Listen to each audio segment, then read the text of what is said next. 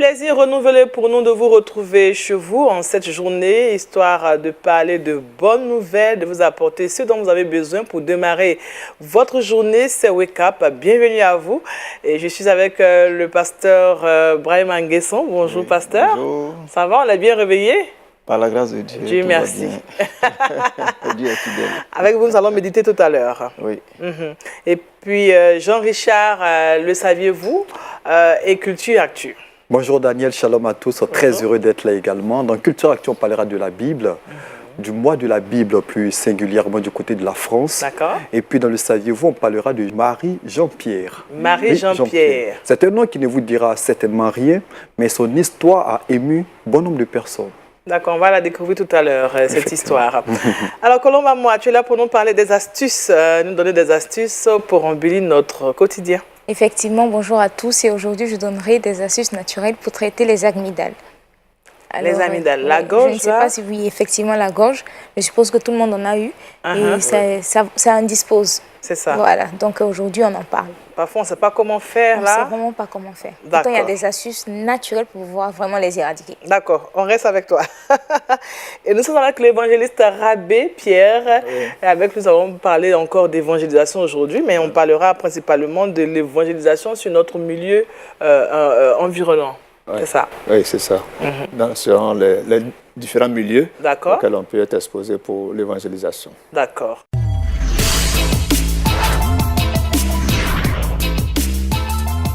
Alors, sans plus attendre, nous allons méditer la parole de Dieu et nous recevons le pasteur Brahim Anguesson. Le thème « Lève-toi » et le texte d'appui Josué chapitre 1, versets 1 à 2 et ensuite le verset 6.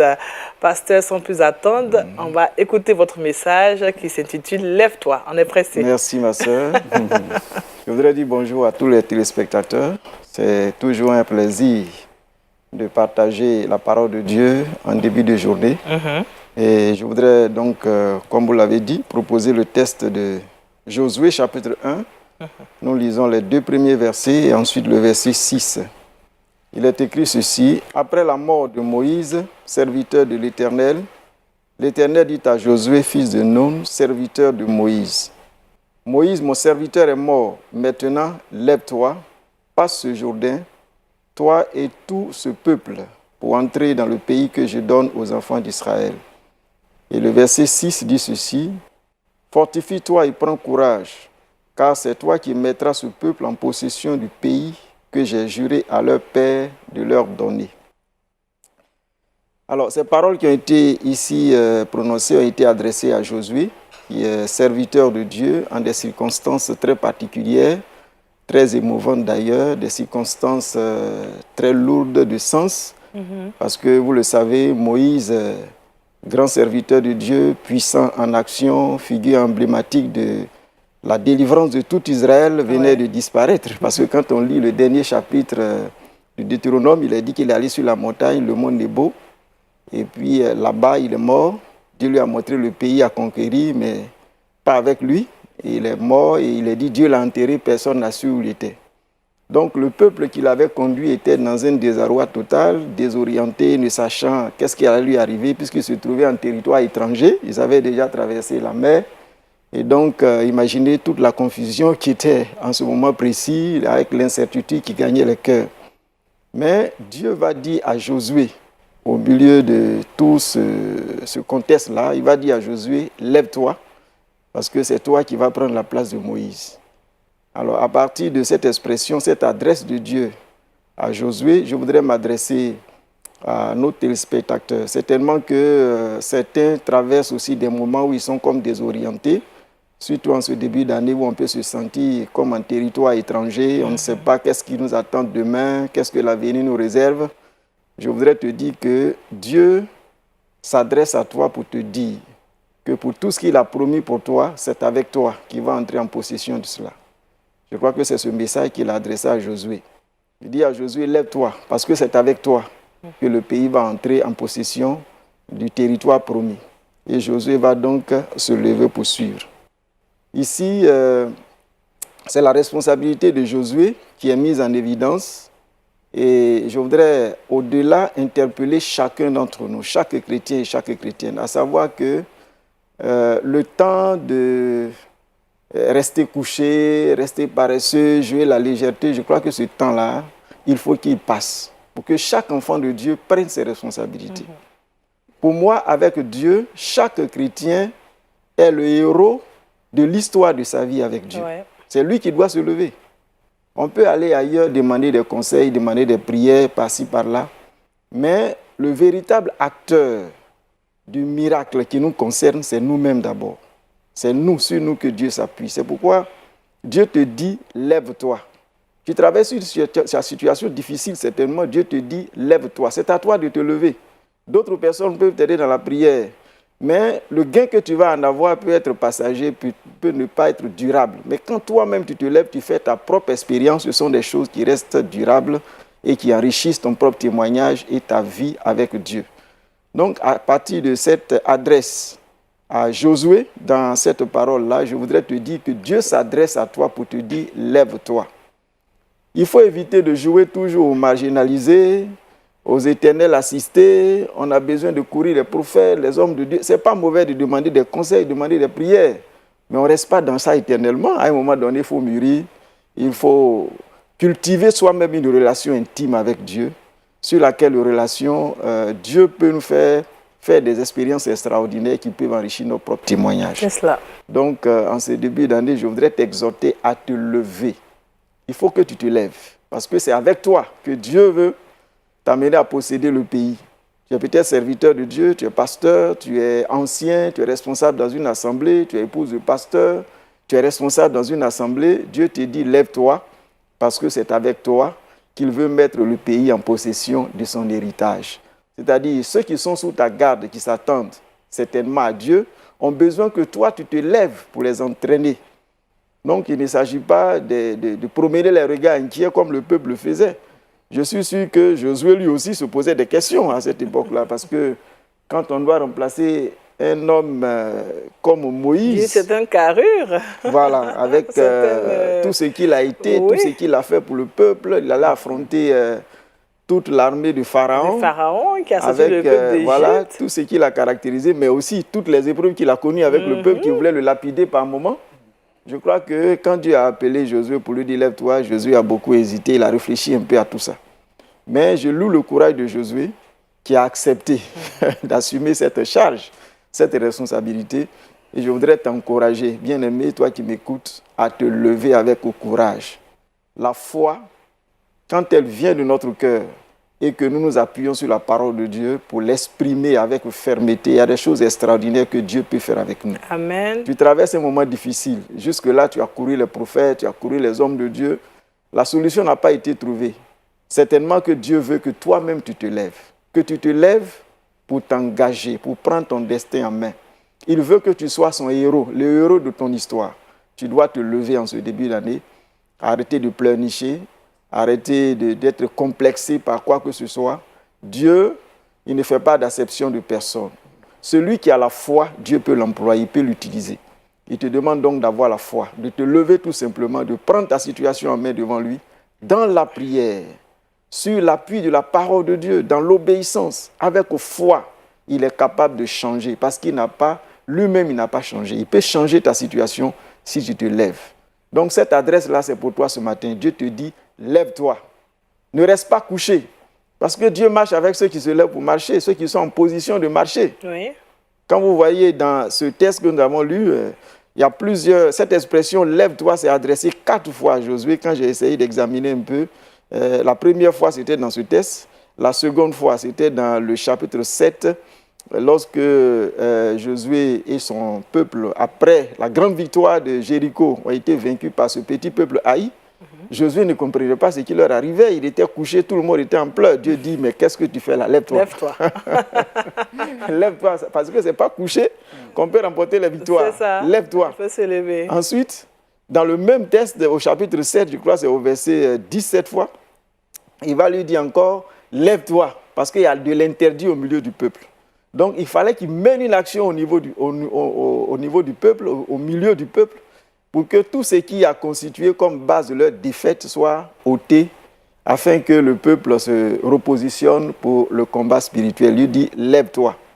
Et la dernière partie, la dernière adresse, c'est devant le peuple même haï. Quand le peuple a fini de se préparer, je vais parler d'Israël, a fini de se préparer, Dieu va dire encore à Josué, lève-toi et va maintenant combattre Haï. Donc, quelles que soient les circonstances, le lien commun de tout ça, c'est que devant les épreuves qui doivent nous abattre, Dieu nous dit de nous lever. Au lieu que, humainement parlant, on se décourage, on se donne des raisons d'abandonner, de baisser la garde, de déposer les armes, de pleurnicher, Dieu nous dit au contraire, lève-toi. Parce que la foi est avec ceux qui se lèvent et Dieu travaille avec ceux qui se lèvent pour marcher. Je voudrais donc, chers bien-aimés, chers frères, chères sœurs, peut-être que tu traverses une situation avec ton foyer, au niveau de ton service, dans ta vie personnelle. Cette parole s'adresse à toi. Dieu te dit de te lever. Parce que c'est quand tu vas te lever que lui sera avec toi pour trouver une solution à ta situation. Il a des bénédictions en réserve pour toi au cours de cette année 2019. Tu dois te lever. Si tu te lèves, tu verras la main de Dieu t'accompagner comme elle a accompagné Josué. Amen. Que Dieu te bénisse et qu'il bénisse ta parole dans ton cœur. Amen. Amen. Moi, je lève la main pour dire Amen parce que là, je me suis levée. Nous sommes tous levés. Oui, comme Josué. Alors, j'ai envie de poser cette question au pasteur Brahim Manguessan. Oui. Pourquoi Dieu insiste sur cette expression « lève-toi » Pourquoi il dit forcément « lève-toi » Il ne dit pas, par exemple, « debout » ou bien, bon, et puis il dit « lève-toi ». Bon, je vois d'abord un ordre de Dieu. Oui. C'est un impératif de Dieu qui ordonne à Josué de se lever. Il amène à prendre conscience que la position dans laquelle il se trouve n'est pas la bonne position. Ce n'est pas la position des triomphateurs. Ce n'est pas la position des hommes de foi. Lui, c'est un conquérant parce qu'il a amené à entraîner le peuple dans la victoire pour conquérir des territoires. Donc, sa position, ce n'est pas de se coucher pour pleurnicher sur la situation du peuple. Il fallait qu'il se tienne debout sur ordre de Dieu et qu'il prenne le devant du combat. C'est pourquoi Dieu lui dit, lève-toi, et il insiste là-dessus. J'allais justement demander au pasteur, certaines personnes se lèvent, mais seulement en prière. Alors, n'est-ce pas aussi un éveil pour ces personnes-là? Oui, la prière, c'est un moyen puissant pour renverser les situations. Dieu même nous interpelle, il nous appelle à prier. Jésus, plusieurs fois, recommanda à ses disciples de persévérer dans la prière. Et dans les épîtres, Paul revient plusieurs fois là-dessus. Prier sans cesse. La prière, c'est une âme puissante. Donc, on doit se lever. Et je crois qu'une façon de se lever de façon significative, c'est dans la prière aussi. Il faut se lever. Maintenant, en se levant dans la prière, il faut se lever aussi dans une vie d'obéissance. Parce que si tu te lèves dans la prière, tu peux faire 40 jours de jeûne de prière, mais si ta vie n'est pas conforme à la volonté de Dieu exprimée dans la parole de Dieu, je pense que ce sera juste un carême, une privation qui ne va pas avoir de fruits qui puissent satisfaire à ton cœur. Mais on doit se lever. Bon, dans les différents passages que j'ai cités, j'ai parlé de deuxième cas où l'interdit était au milieu du peuple. Dieu dit à Josué, lève-toi, parce qu'il y a de l'interdit. C'est l'interdit qui a causé la défaite. Il fallait donc qu'il règle ce problème. Se lever, c'est se lever aussi. Si tu as une situation qui constitue le lien du blocage dans ta vie comme un péché, se lever, ça veut dire qu'il faut abandonner ça. Il faut se dépouiller de ça. Il faut se dévêtir de ce dont tu es revêtu qui te rend lourd et qui fait que tu ne peux pas fonctionner avec Dieu. Il faut te dévêtir de cela. Donc, lève-toi signifie aussi se dépouiller de ce qui fait blocage. Lève-toi signifie qu'il faut se mettre à genoux dans la prière. Lève-toi signifie qu'il faut obéir à la parole de Dieu. Il faut appliquer la parole de Dieu à son cœur. Il faut être courageux. Dans le combat spirituel, il faut se lever. Ne baisse pas les bras, ne te décourage pas. Parce que Dieu, il est avec nous. Amen. Pas toujours très évident pour quelqu'un qui traverse des périodes difficiles, des moments difficiles. Nous, en tant qu'amis, en tant que frères, comment est-ce que nous pouvons tirer quelqu'un qui aide cette personne à se lever lorsqu'il traverse des moments difficiles? Oui. Quelles sont les dispositions notamment à prendre? Je crois que selon la parole de Dieu, c'est d'encourager la personne. La communion fraternelle est faite pour ça. C'est-à-dire, je sais que mon frère traverse une situation difficile. Je ne vais pas pour la condamner, même si il est la cause de cette situation difficile. Le premier secours qu'on peut lui apporter, c'est le réconfort de notre présence et puis l'encourager.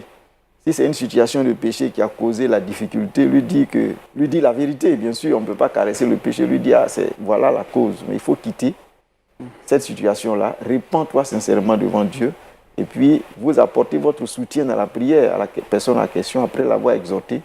Et je pense que si la personne se ressaisit et qu'elle suit les orientations que Dieu vous aura données pour elle, je pense que la personne pourra se relever.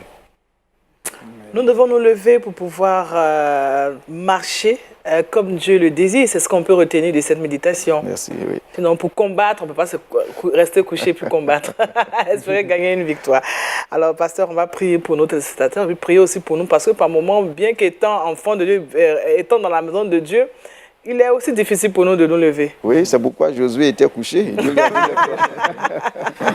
les quelquefois, même le pasteur, il arrive que tu te couches et puis tu commences à réfléchir. Dieu vient et dit, lève-toi. C'est pas couché là, tu vas trouver la solution. C'est cela. Bien, nous allons prier. Nous avons besoin de ta force, Seigneur, dans cette marche. Nous avons besoin surtout que tu fasses tomber les écailles de nos yeux devant toutes les situations difficiles et diverses qui se présentent à nous, afin que dans chaque situation, nous comprenions quelle est ta volonté, quelle est ta direction, en nous levant pour marcher à ta suite. Parce que c'est debout que la victoire se remporte. C'est ce que tu nous enseignes au travers de ce test. Bénis cette parole dans mon cœur. Bénis-la dans le cœur de mes frères et sœurs qui sont ici. Bénis-la dans le cœur de tous ceux qui nous écoutent. Certainement, certains traversent des situations difficiles. Donne-leur la force, en entendant ce message, de se lever dans la prière, dans l'obéissance, appuyant sur ta parole, pour que la grâce de Dieu vienne à leur rencontre et que la victoire leur soit accordée. Sois béni, mon Dieu, au nom de Jésus, notre Sauveur. Amen.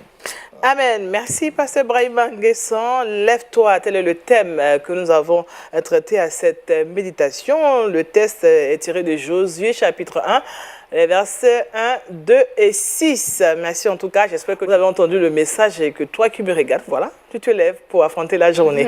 Merci en tout cas. Nous allons passer donc à l'actualité. C'est maintenant pour Culture Actu avec Jean-Richard.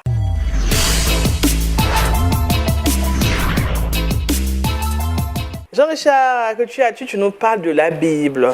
Effectivement, merci Daniel. Aujourd'hui, j'ai décidé de parler de la Bible, de parler surtout d'une belle initiative, une initiative qui a l'initiative de l'Alliance biblique française et les éditions Biblio. Il faut rappeler que le mois de la Bible est une création de l'Alliance biblique française. Elle est à sa 2e édition et le mois de mars 2019 sera consacré entièrement à la Bible.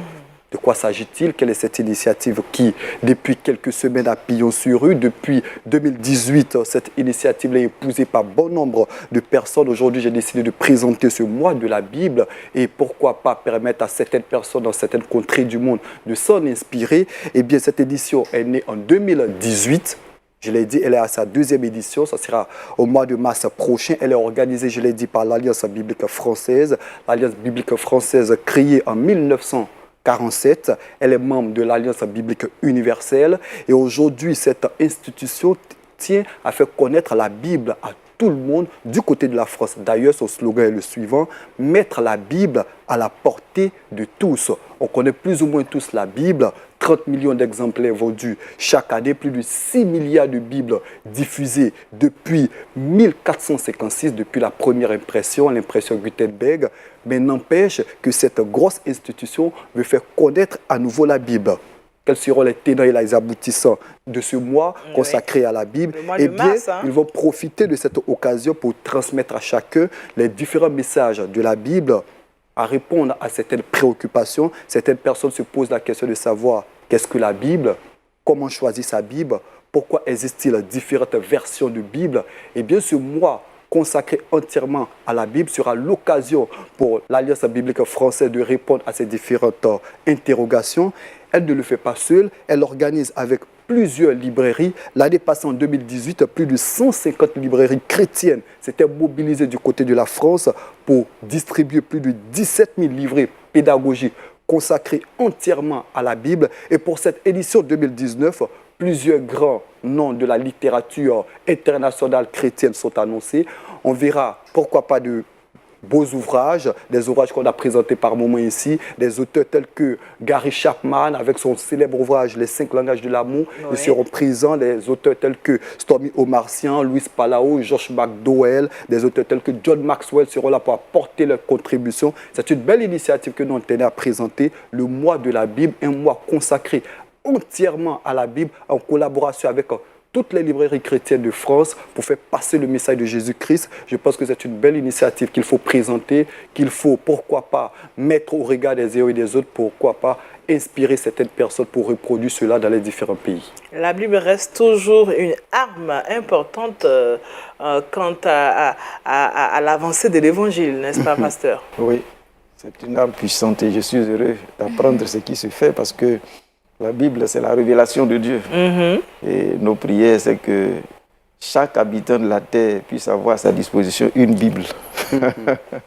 Même si ça tarde, Oui. on y arrivera un jour. On a diffusé plus de 6 milliards de Bibles, mais on estime la population mondiale à plus de 7 milliards. Donc, il y a du chemin, il y a encore du chemin à faire. Je pense que ce type d'initiative va permettre, pourquoi pas, bon nombre de personnes de connaître la Bible, de se saisir des différentes paroles et de la mettre en pratique au quotidien dans leur vie. Espérons qu'en Afrique, il y a aussi ce genre d'initiative qui permet vraiment à un bon nombre d'Africains de mieux connaître et comprendre la Bible. Merci. J'allais passer à dire, il a caisse.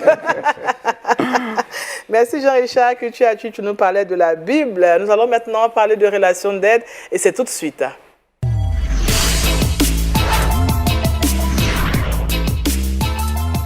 À la rubrique Relations d'aide, nous recevons l'évangéliste Rabé Pierre. Avec lui, nous allons parler de l'évangélisation selon notre milieu. Alors, nous savons que la Bible est un élément important quand on parle d'évangélisation. Est-ce que celui qui décide d'évangéliser doit forcément avoir une Bible, enfin, une bonne Bible, quoi? Comme on dit chez nous. Peut-être que par rapport au contenu, parce qu'il y a beaucoup de Bibles. Il y a beaucoup de Bibles. Moi, j'ai fréquenté une religion, pour ne pas la citer ici, qui a sa Bible. Ouais. Et dans sa Bible, on essaie d'essayer de présenter Jésus d'une autre manière. Donc, ce n'est pas toutes les Bibles aussi qui sont utiles aux hommes. Donc, il y a des Bibles qui sont vraiment bien écrites, qui respectent le message évangélique orthodoxe que nous partageons tous en tant qu'évangéliques. Donc, c'est important de connaître sa Bible, d'avoir la Bible pour pouvoir évangéliser, parce que notre message, il est christocentré, comme nous l'avons dit quelquefois, mais il est basé sur la norme qui est la parole de Dieu. Il n'y a pas d'autres écrits sur lesquels nous devons nous baser pour pouvoir présenter l'Évangile. Donc, c'est nécessaire d'avoir la parole de Dieu écrite telle qu'elle pour pouvoir la partager efficacement avec d'autres personnes. Alors, nous avons pour devoir, en tant qu'enfants de Dieu, de véhiculer le message de Christ, donc aller partout dans le monde et en faire des disciples. Alors, on parle d'évangélisation selon notre milieu. Qu'est-ce qu'il faut faire? Comment comprendre ce thème? Oui, ça veut dire que quand on évangélise, avant d'évangéliser, il faut savoir notre audience. Il faut savoir à qui est-ce qu'on est en train de parler et à qui est-ce qu'on veut parler. Sinon, souvent, notre manière de parler peut déranger les gens. C'est ça. Et on ne connaît pas souvent les circonstances dans lesquelles le peuple est et ça dérange beaucoup. Donc, il faut avoir la connaissance de son audience pour pouvoir donner un message qui soit pertinent par rapport au milieu dans lequel nous allons. Si c'est un milieu qui est ouvert, tant mieux, il y aura une manière de le faire.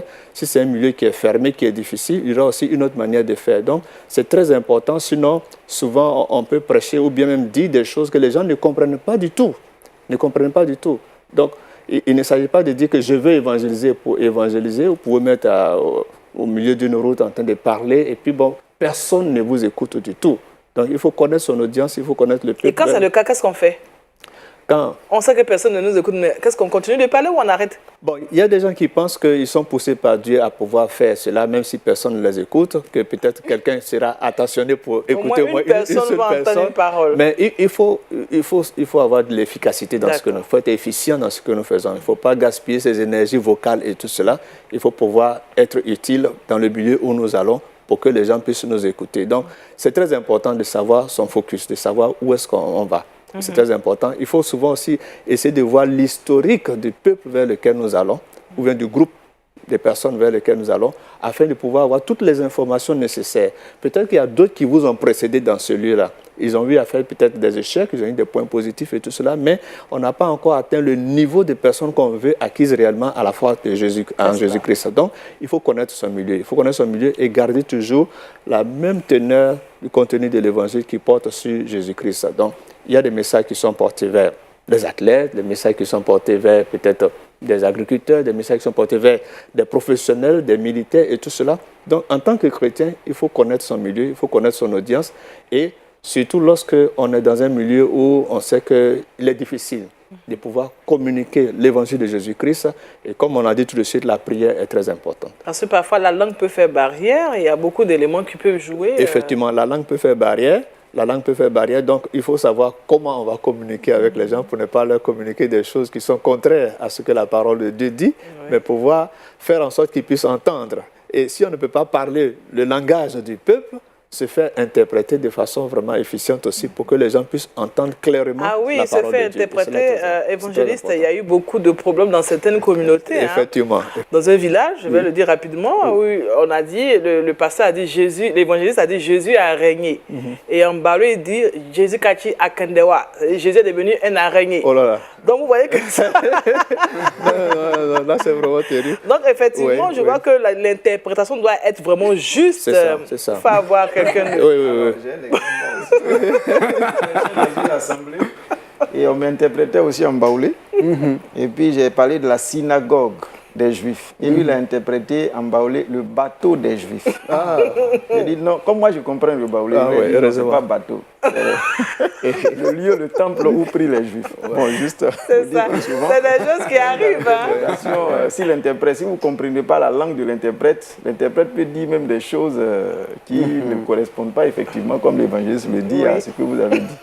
Et pour cela, j'ai un passage dans la parole de Dieu, dans 1 Pierre chapitre 3, verset 15, qui dit « Mais sanctifiez dans vos cœurs Christ le Seigneur, soyez toujours prêts à vous défendre contre quiconque vous demande raison de l'espérance qui est en vous, mais faites-le avec douceur et crainte, et en ayant une bonne conscience, afin que là même où l'on vous calomnie, ceux qui diffament contre votre conduite en Christ soient confondus. » Amen. Ouais, donc il y a toute une préparation à faire, mais il faut être toujours prêt. Ouais. On a besoin de formation, il faut être toujours prêt et savoir parler dans la douceur pour que les milieux dans lesquels nous allons, peut-être même qu'il y avoir de grandes oppositions, mais par notre douceur, les gens peuvent nous ouvrir des portes pour qu'on puisse aller toujours parler de Jésus-Christ. Et il y a des actions que nous pouvons mener qui sont des actions pré-évangéliques aussi, pour préparer ces personnes-là à recevoir un message qui est présenté clairement afin qu'ils puissent entendre. Ça peut être des actions sociales, ça peut être des actions médicales, ça peut être d'autres choses qu'on peut faire avant même d'arriver pour pouvoir parler effectivement de la personne de Jésus-Christ. Donc,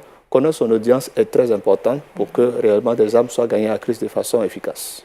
Ce qui veut dire que à chaque peuple, sinon à chaque milieu, il faut adapter un langage, il faut qu'il y ait un code spécifique. Oui, c'est important. Autant qu'on peut le faire, c'est mieux. Ça dit qu'on ne change pas le message de Jésus-Christ en tant que l'unique sauveur, l'unique moyen pour arriver à Christ, mais la manière de le faire va changer. La méthode que nous allons utiliser va changer. On peut utiliser un match de football, on peut écouter un témoignage d'un athlète, d'un musicien et tout cela. Donc, c'est très important toujours de se préparer d'avance afin qu'on ne puisse avoir un obstacle qui puisse empêcher complètement les gens d'accepter Christ. Alors, évangéliste, est-ce que pour qu'un évangéliste décide d'aller en évangélisation, il faut qu'il y ait vraiment un certain niveau de langue, il faut qu'il y ait, je veux dire, vous voyez un peu, qu'est-ce qui peut qualifier un évangéliste à être sur le terrain? Bon, pour celui qui a reçu le don d'évangéliste, il sait ce que Dieu lui a donné comme capacité, comme don pour pouvoir organiser réellement son équipe avant de pouvoir aller dans un lieu. Dans certains pays, on a des évangélistes internationaux qui se déplacent et souvent, avant de se déplacer, c'est sur des mois qu'on se prépare d'abord, avant d'arriver là et pouvoir faire une campagne d'évangélisation. Donc, si réellement c'est votre appel de pouvoir être un évangéliste, Dieu va vous entourer de personnes qui sont vraiment outillés, qui se connaissent en administration, qui se connaissent en organisation, pour que le lieu où vous allez soit préparé comme il le faut, afin de pouvoir avoir le maximum de résultats. Il ne faut pas se jeter dans des grandes batailles sans s'être préparé. Ceci étant dit, tous les chrétiens, chaque jour, dans leur milieu de tous les jours, il ne faut pas attendre des moments spéciaux. Il ne faut pas attendre des grands moments pour pouvoir parler de Jésus-Christ. Mais on parle des cas un peu exceptionnels où ce sont des grandes campagnes qu'on veut organiser, des grandes activités. Par exemple, je veux évangéliser dans mon village, je bouillonne dans mon cœur, je veux aller au village et tout cela. Mais tu ne te lèves pas comme ça un matin et puis arriver au village. Même si tu es du village, hein, il y a des temps de prière, il y a des permissions même à demander, même si tu es du village et tout cela. Donc, toutes ces préparations-là sont importantes quand on sait qu'on a le fardeau et que Dieu nous pousse à pouvoir aller évangéliser, il faut se donner toutes sortes de mesures, et comme on le dit ici, avec douceur et crainte. Oui. Donc il y a souvent certains chrétiens qui sont trop virulents, qui sont trop confiants dans l'appel que Dieu leur a donné et qui pensent que bon, ils peuvent se foutre des autres, ils peuvent briser toutes les formules de politesse et tout cela. C'est Dieu qui les a envoyés. Donc peu importe celui qui est devant eux, c'est le Seigneur, celui qui a créé le ciel et la terre, on peut faire ça. Non, Dieu est un Dieu d'ordre. Dans l'Église, il veut l'ordre, il veut aussi l'ordre aussi dans le monde vers lequel nous allons. Donc il faut vraiment être sage pour pouvoir présenter un évangile que les gens vont écouter de façon pertinente. On regarde la situation de notre société. Quel peut être le cœur de cible du chrétien qui part évangéliser? Est-ce qu'on doit cibler soit la jeunesse, des endroits assez précis? Ouais, je pense qu'actuellement, il faut beaucoup cibler la jeunesse. Et même, je dirais même les enfants. Parce que notre monde dans lequel nous sommes en train de vivre est en pleine décrépitude sur le plan moral. Et quels sont ceux qui vont nous remplacer si nous devions aujourd'hui quitter ce monde? Si nous devions mourir, nous qui avons la quarantaine, la cinquantaine et tout cela, ce sont les enfants qui sont là. Ce sont les jeunes qui sont là. Donc il faut s'investir réellement dans la jeunesse. Il faut s'investir en eux pour pouvoir leur donner l'évangile le plus tôt possible, de la manière la plus pertinente pour que eux déjà, à bas âge, ils puissent accepter le Seigneur Jésus-Christ. Et si la bonne semence est réellement sémée en eux, ils pourront grandir avec cette semence-là. Comme le Seigneur donne l'assurance, quand ils vont grandir, ils ne vont pas s'en détourner. Donc je pense que pour l'Église actuellement, il y a beaucoup d'activités qui se font, par exemple, comme on appelle les jeunes des milléniums et tout cela, pour pouvoir toucher le maximum de jeunes, le maximum d'ados, afin qu'eux aussi, ils soient prêts, bien fondés en Christ, pour pouvoir nous remplacer si Dieu devait nous enlever un jour le plus tôt possible. Donc je pense que c'est le grand focus qu'il faut faire et c'est ce que d'autres font. Ceux qui sont nos ennemis, ils savent comment s'investir dans la jeunesse, ils savent comment s'investir dans les enfants pour pouvoir les préparer dans des ordres mystiques et tout cela, beaucoup de choses, pour pouvoir les préparer le plus tôt possible, parce que s'ils sont préparés très tôt, c'est sûr qu'en grandissant, ils pourront pouvoir faire sortir ces valeurs qu'ils ont apprises à très tôt. Nous, en tant que chrétiens, nous devons pouvoir le faire. Et c'est ce que la Bible nous dit. Enseigne à ton enfant quand tu es en train de marcher, enseigne à ton enfant quand tu es en train de dormir avec lui et tout cela. En tout temps, il faut lui enseigner cela. Et je pense réellement, parlant des cibles, il faut viser réellement la jeunesse, il faut viser vraiment les enfants. Évangélisation selon notre milieu. Évangéliste, le temps qui nous est imparti tire bientôt à sa fin. Quel est le message que l'on doit retenir justement par rapport à notre milieu? Qu'est-ce qu'il faut faire en tant qu'évangéliste potentiel? Il faut connaître son audience. Oui. Où est-ce que je suis? Où est-ce que je suis? Quels sont ceux qui m'entourent? Je veux évangéliser les gens de mon quartier. Il faut que je les connaisse un peu d'une certaine manière. Quelles sont leurs manières de réagir et tout cela? Est-ce qu'ils ont un arrière-plan religieux qui soit autre que ce que je connais? Et en fonction de cela, me préparer. Vous voyez, c'est très important. Donc, je pense que ce qu'il faut faire, il faut pouvoir connaître son milieu, il faut pouvoir apprendre son milieu, il faut pouvoir réellement s'impliquer dans son milieu afin de pouvoir évangéliser efficacement. Mais il ne faut pas attendre de connaître tout d'abord. Voilà. Donc, il ne faut pas attendre de connaître tout. Bon, je ne connais pas les gens parfaitement et tout cela. Donc, ce sont des blocages. Je suis dans mon coin, donc voilà, je ne m'approche pas des uns et des autres. Parce que par moment, on est limité. On aime être dans notre coin. Non, donc, au contraire, c'est en allant, en faisant des erreurs que Dieu va nous utiliser davantage. Amen. Jésus a utilisé ses disciples pendant 3 ans. Il les envoyait, ils avaient des obstacles, ils avaient des problèmes, ils revenaient, il leur donnait encore d'autres instructions et tout cela, ils allaient ainsi de suite. Donc, on ne fait qu'apprendre continuellement. Et c'est dans cet esprit-là d'humilité, d'apprentissage, d'être enseignant et de pouvoir aussi aller sur le terrain et c'est au fur et à mesure que Dieu va nous parfaire pour que nous puissions être équipés davantage.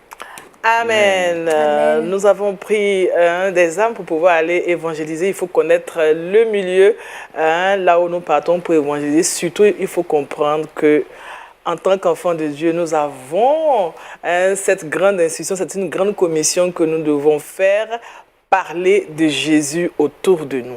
Merci beaucoup, évangéliste Rabé Pierre. Le thème évangélisation selon notre milieu.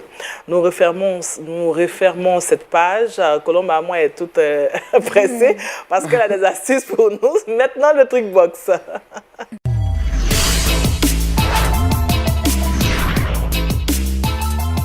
Alors, Colombe, avec toi, nous allons parler d'astuces naturelles pour soulager les amygdales. Effectivement, merci Daniel.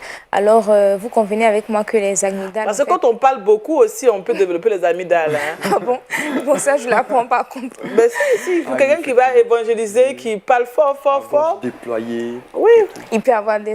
Ok, donc, chers évangélistes, écoutez aussi ces astuces, ça pourra vous faire du bien. Oui. Donc, comme première astuce, très simple, il faut utiliser de l'eau tiède avec le sel. De l'eau tiède et du sel. Oui, parce que l'antioxydant, justement, dans le sel, va permettre de pouvoir désinfecter la gorge. Okay. C'est pour cela que parfois, quand on a même des aftes, voilà, dans la bouche, dans la bouche, il est conseillé de faire un bain de bouche avec de l'eau salée. Oui. Donc, il ne faut pas prendre juste de l'eau plate, il faut prendre de l'eau tiède. Comme ça va faire du bien. Il faut avaler même. Et voilà, c'est la première astuce. Ensuite, en seconde astuce, je propose d'utiliser la menthe. La menthe, voilà, à cause de la fraîcheur, voilà, les feuilles de menthe à cause de la fraîcheur et aussi des vitamines naturelles qu'elles contiennent. Donc vous allez prendre, disons, une poignée de feuilles de menthe que vous allez mâcher. Mâcher. Mais c'est mentholé, hein? Oui, c'est mentholé justement. C'est de la fraîcheur dont on aura besoin, mais il ne faut pas prendre un tout d'un coup parce que ça fera bizarre. Donc, au fur et à mesure, il faut bien écouter. Tout au long de la journée, on peut emporter ça avec nous au travail et on prend mâcher un peu, voilà, mâcher, ça va soulager vraiment les amygdales. Ensuite, ce que j'aimerais proposer en troisième astuce, ce sont les graines de carambole. Alors, ce sont des graines qui se vendent dans des endroits bio et qui sont aussi très bonnes parce qu'elles sont remplies de vitamines et aussi d'antioxydants. D'accord. Donc, comment procéder avec ces graines? Il faut prendre une casserole que nous allons mettre sur le feu et mettre quelques graines en fonction de ce qu'on voudra prendre certainement. On va laisser justement à feu doux, on va laisser les graines changer de couleur, donc ça va devenir marron. Ça va mettre de l'eau, hein, juste sans mettre de l'eau d'abord. Voilà. Et après, quand ça va brunir, on pourra rajouter la poudre de curcuma parce que le curcuma aussi fait un très grand bien à la gorge et c'est très bon aussi pour la santé. Donc on va utiliser la poudre de curcuma qu'on va mettre aussi, on va mélanger ensemble et on va rajouter de l'eau. Pour les personnes qui trouveront justement qu'avec l'eau c'est trop fade, vous pouvez ajouter le lait liquide. Le lait? Voilà. D'accord. Donc vous pourrez ajouter le lait liquide pour ce mélange-là. Donc ce sont des graines de carambole que vous allez trouver dans des marchés bio. Si vous allez vous demander, pour les personnes qui ne connaissent pas, vous mettez à feu moyen et vous laissez changer de couleur carrément, ça brunit. Ensuite, on rajoute la poudre de curcuma, ça peut être une cuillère, mais ça va dépendre des graines que nous avons utilisées. On fait bien le mélange et on rajoute de l'eau, juste un peu d'eau pour avoir un liquide, pas une pâte. Il faut que ça dépasse pour que ça fasse un liquide. Un liquide, voilà, qu'on va boire aussi pour pouvoir reconforter en fait la gorge. Ça va soulager les amygdales. Parce que c'est pas facile de parler quand on a les amygdales. Ah oui, parce que la gorge est enflammée, c'est pas facile, c'est tout rouge. Alors tu vas nous rappeler les ingrédients, les éléments qui vont nous servir pour soulager. D'accord. Alors en première astuce, de l'eau tiède avec de l'eau salée. Ensuite en deuxième astuce, nous avons la menthe, les feuilles de menthe. En troisième astuce, les graines de carambole. Ah, Colombe. Merci, Colombe. Merci, nos amygdales. On pourra soulager nos amygdales. C'est très important de le faire parce que quand on allait évangéliser, on a parlé à du monde ou on est venu parler à LMTV, c'est sûr qu'on a envie de se soulager. Bon, si vous nous regardez, c'est aussi des astuces pour vous.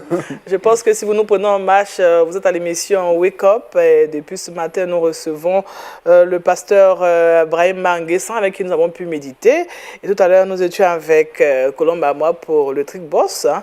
On va continuer. Merci Colombe. Et puis on donne la parole maintenant à Jean-Richard, il est là, hein? Il est toujours calé comme dirait l'autre. Et il est là pour nous parler maintenant de très bonnes choses, une belle histoire dans la rubrique « Le saviez-vous »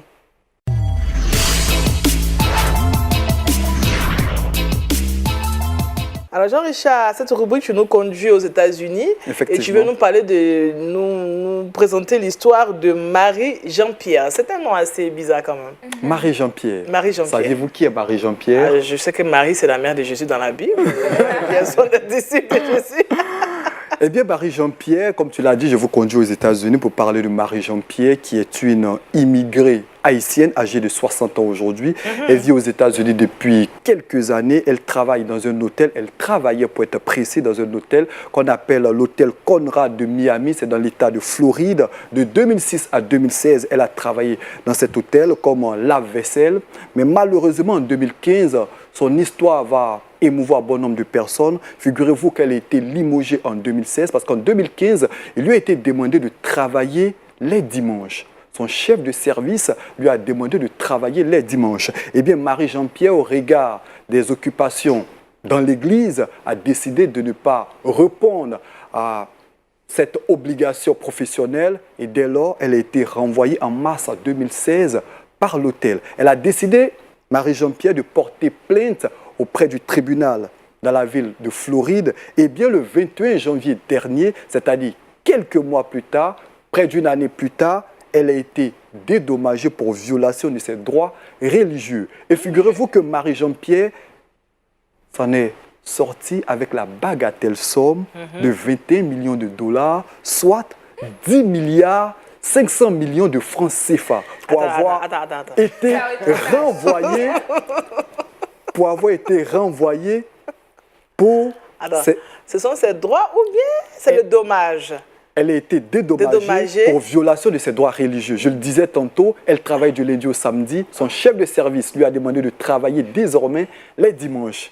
Chose qu'elle a refusée carrément au regard de son attachement à Jésus-Christ. Et vous connaissez plus ou moins tous l'importance du dimanche pour le chrétien. Et Marie-Jean-Pierre aujourd'hui a été dédommagée. C'est une belle victoire pour elle. C'est vrai que l'hôtel a décidé de faire appel, mais une chose est certaine, même si Marie-Jean-Pierre perd le procès, elle va repartir avec au moins 1 million de dollars. C'est pas rien pour une femme qui touchait à peine 15, 20 dollars par semaine. C'est une grande victoire. Elle dit que c'est vrai que dans sa volonté, ce n'est pas de rechercher de l'argent, mais c'est pour montrer que c'était une erreur que les uns et les autres devaient corriger et qu'on devait respecter le dimanche pour ces personnes qui estimaient aller servir le Seigneur. C'est une grosse victoire. C'est vrai que son histoire était bouleversante.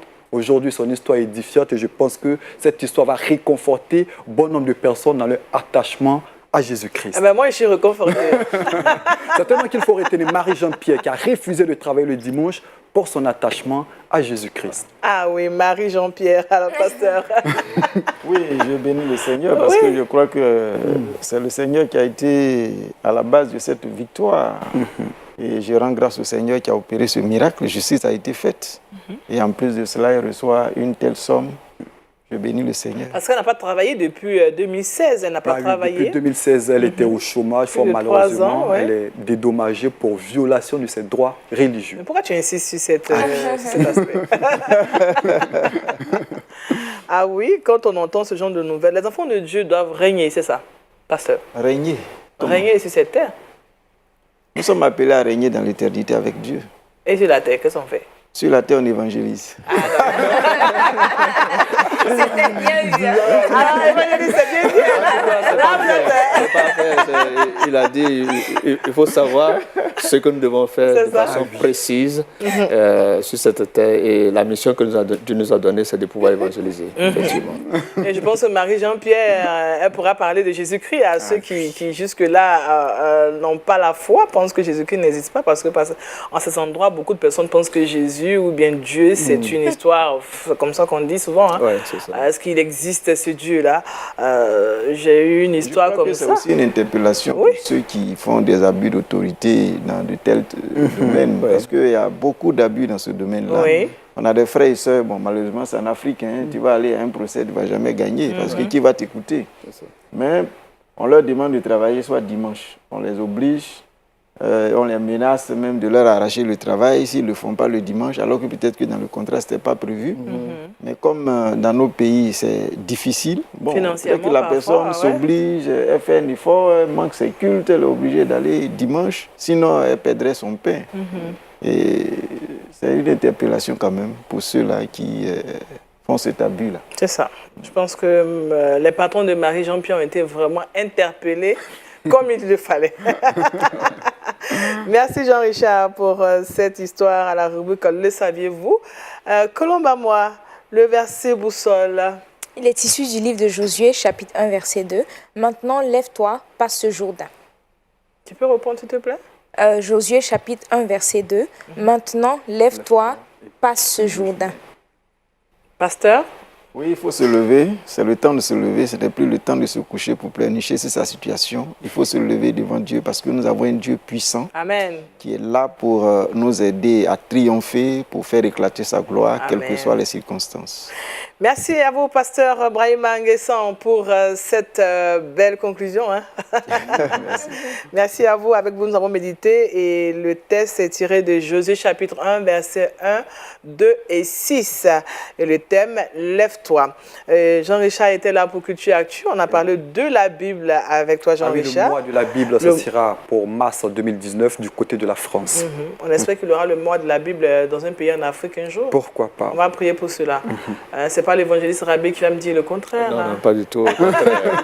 Tout le contraire, oui, en tout cas. Avec vous, on a parlé de l'évangélisation selon notre milieu. Merci vraiment pour toutes ces informations. Merci à vous.